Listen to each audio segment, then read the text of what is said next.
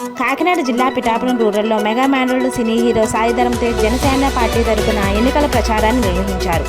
ఈ సందర్భంగా ధరమ్ తేజ్ మాట్లాడుతూ, నేను మావయ్యకి మేనల్లుగా రాలేదు, జనసేనాన్ని గెలిపించడానికి జన సైనికుడిగా వచ్చాను అని గాజు గ్లాసు గుర్తుపై ఓటు వేసి మావయ్యను గెలిపించాలని అభ్యర్థించారు. ఈ సందర్భంగా సాయి ధరమ్ తేజ్ అడుగడుగునా గ్రామస్తులు నీరాజనాలు అర్పించారు.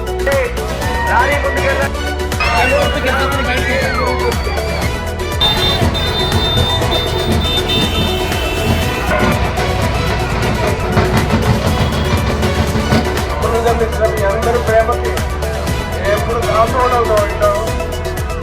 మీ అందరికీ అందరికి కూడా చాలా ఆనందం ఉంది. అలాగే అమ్మాయిని కలిసి కూడా చూడాలనుకోండి.